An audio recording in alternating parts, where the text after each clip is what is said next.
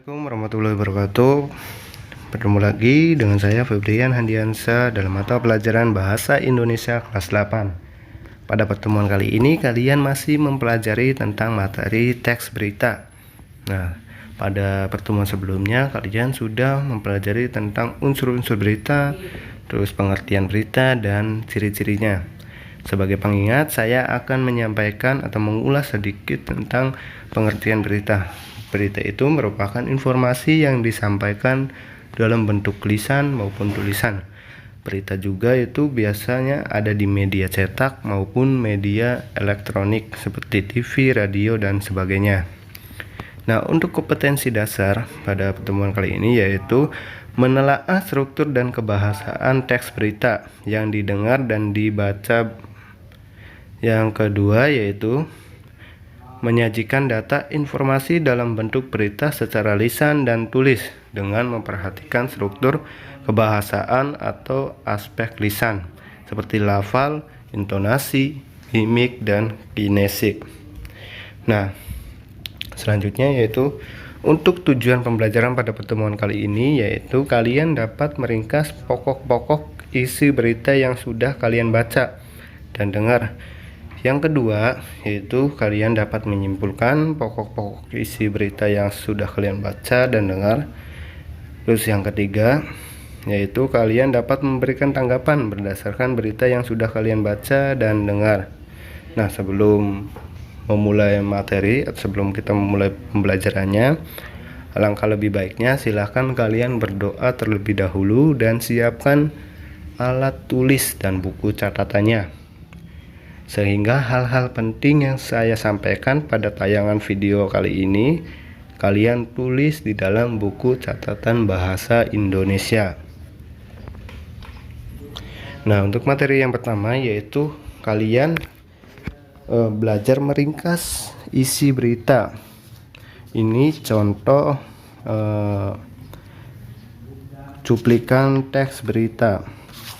Itu Pelabuhan Merak dipadati oleh truk-truk pengangkat barang non sembako pada 10 hari menjelang Lebaran, Sabtu tanggal 15 bulan 11. Kondisi tersebut disebabkan adanya larangan melintas bagi truk non sembako pada tanggal 21 sampai 25 November. Nah, teks tersebut merupakan ringkasan dari berita tentang kondisi Pelabuhan Merak menjelang Lebaran. Terus teks tersebut disusun berdasarkan unsur-unsur pokoknya sebagaimana yang telah kalian pelajari atau kalian ketahui bahwa unsur-unsur berita tersebut dapat kita pahami dengan cara mengajukan 6 pertanyaan, yaitu apa, di mana, kapan, terus siapa, mengapa, dan bagaimana. Nah, dari ke-6 kata tanya itulah yang dapat memandu kalian dalam menemukan unsur-unsur berita. Pentingnya kalian mengetahui unsur-unsur berita itu agar mempermudah kalian saat meringkas berita. Nah, untuk teks lengkapnya itu kalian bisa lihat pada internet ataupun buku bahasa Indonesia untuk teks berita cuplikan yang sudah saya tampilkan ini.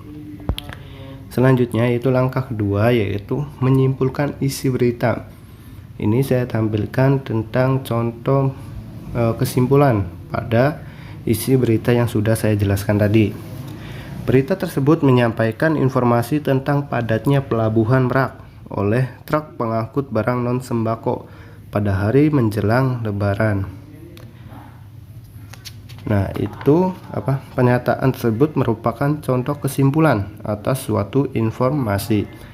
Nah, adapun yang dimaksud dengan kesimpulan adalah kata-kata akhir dari suatu uraian. Itu yang dimaksud dengan kesimpulan. Nah, di dalam kesimpulan harus memuat unsur-unsur berita dengan rumusan lebih ringkas. Dengan demikian, kesimpulan tentang isi berita harus memanfaatkan ringkasan kita sebelumnya terhadap pokok informasi yang sudah ada. Selanjutnya yaitu setelah kalian menyimpulkan isi berita yaitu kalian memberikan tanggapan. tanggapan terhadap berita yang sudah kalian baca ataupun kalian dengar. Ini contoh-contoh tanggapannya. Yang pertama itu, saya kira informasi yang disampaikan berita itu cukup akurat karena isinya tidak jauh berbeda dengan informasi yang disampaikan sumber berita lain. Jadi untuk tanggapan pertama itu setuju tentang isi berita yang sudah disampaikan. Sedangkan tanggapan yang kedua, yaitu informasi yang disampaikan berita tadi malam masih diragukan kebenarannya karena ada yang berbeda dari sumber lainnya. Nah, untuk informasi yang kedua, untuk tanggapan yang kedua yaitu masih meragukan atau masih belum yakin tentang isi dari berita tersebut.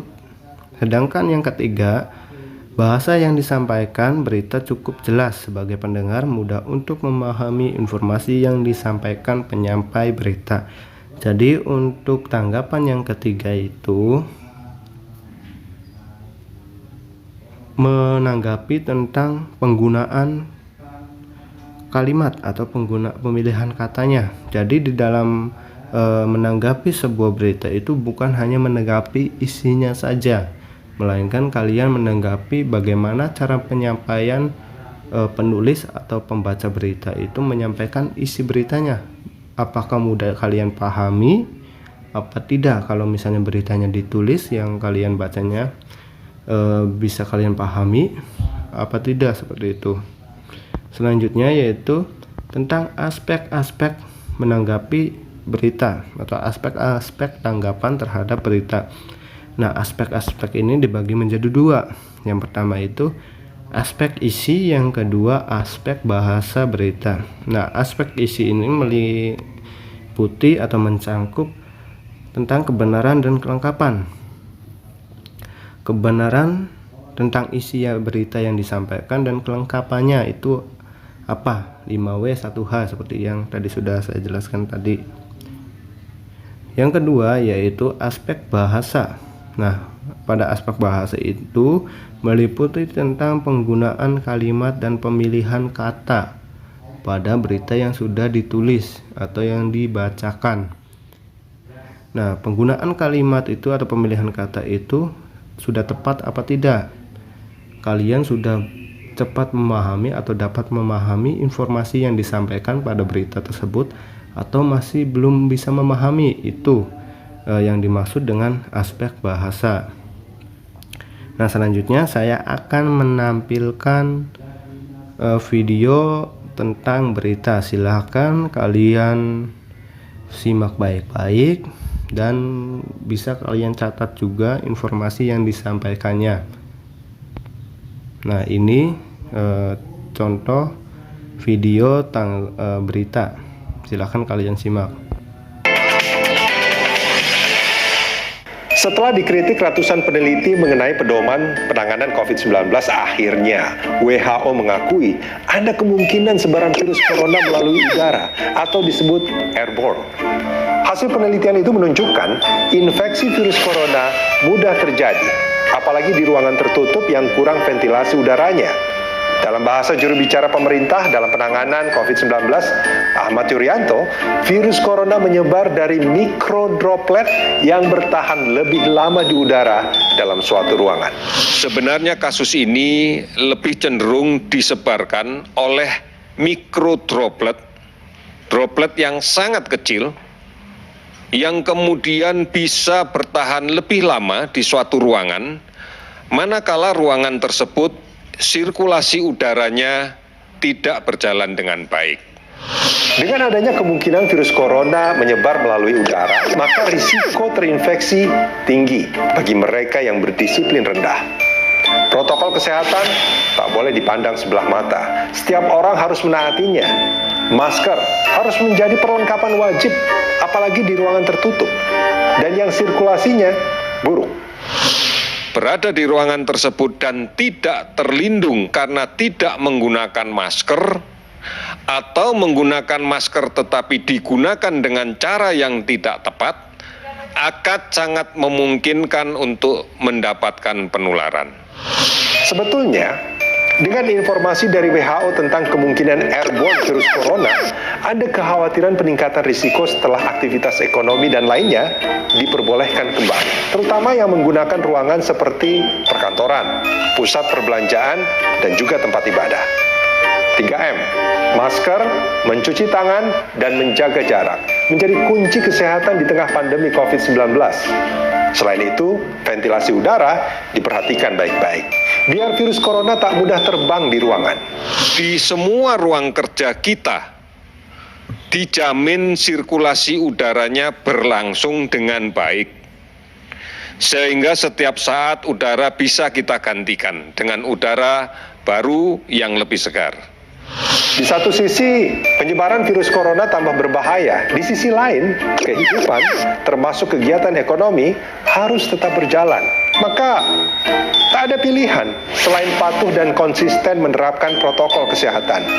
Memang, pakai masker tak nyaman, tapi lebih aman. Jangan cari-cari alasan, apalagi menganggap COVID-19 adalah rekaan dan lain sebagainya. COVID-19 adalah clear and present danger. Patuhi protokol kesehatan untuk lindungi diri dan orang sekitar.